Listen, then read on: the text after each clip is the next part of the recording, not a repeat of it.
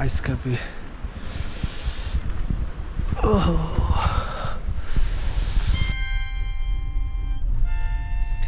अहिले चाहिँ म काजा जाँदैछु अनि रोडको कन्डिसन कस्तो छ देखिरहेछ तपाईँहरूले रोडको कन्डिसन जस्तै भए पनि भ्युज चाहिँ ओभर दामी छ क्या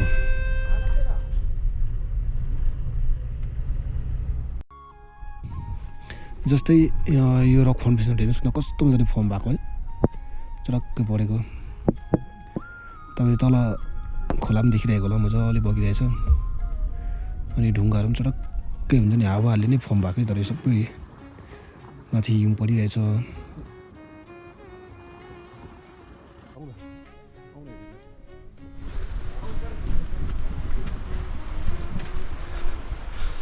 यो चाहिँ स्पिति भ्यालीको आइस क्याफे तपाईँलाई देखाउँछु कस्तो रहेछ तपाईँले देख्नु सक्दैछ यहाँनिर आइसहरू जमाएर राखेको छ अनि बाटो यस्तो छ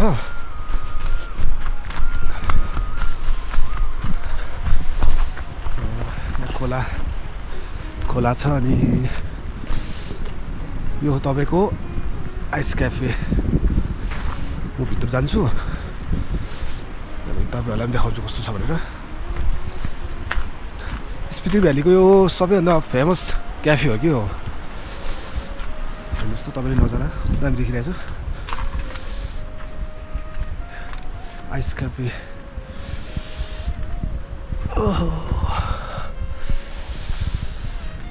देख्नु सक्नुहुन्छ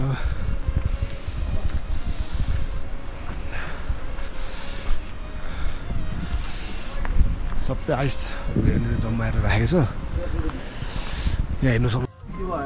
यो हो तपाईँहरूको आइस क्याफे हेर्नु सक्नुहुन्छ पुरा बर्फ जमेको छ यहाँनिर अनि तपाईँहरूलाई यहाँभित्र यसो देखाउँछु म बसिरहेको छ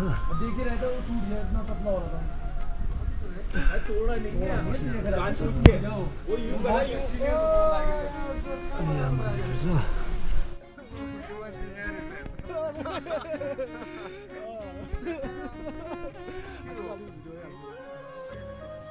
अनि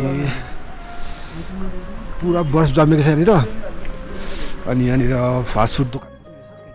सानो स्टल हेर्नु सक्नुहुन्छ प्राइसहरू यहाँनिर के छ के बनिन्छ अनि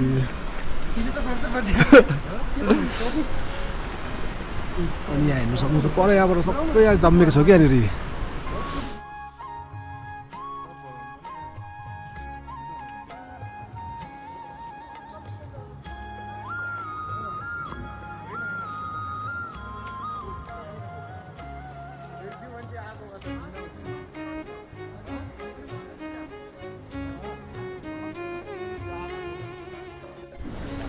अब अहिलेको लागि चाहिँ किन किनकि अलिकति हामी हतारमा छौँ अनि नेक्स्ट टाइम निकालेर आउँदाखेरि तपाईँहरूलाई अझै मजाले देखाउने छु देख्नु सक्नुहुन्छ तपाईँहरूले कस्तो पर आइसहरू जमिरहेछ गेट पनि डल्लै आइसकै छ क्या हेर्नुहोस् न तपाईँहरू कस्तो थियो होला है कसरी जमाएर राखेको है बाटो सबै आइसको तपाईँहरूले फेरि एकखेप देखाउँछु नजारा देखाइदिन्छु लास्ट एकखेप ल डल्लै आइस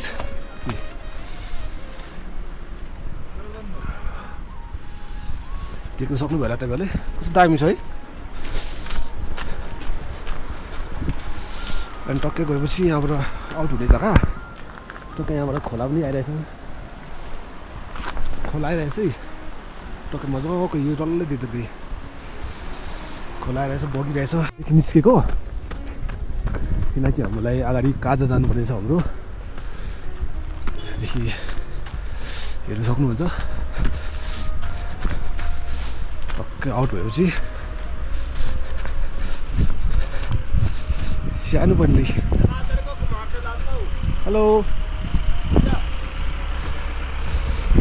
लेट भइसक्यो जानुपर्छ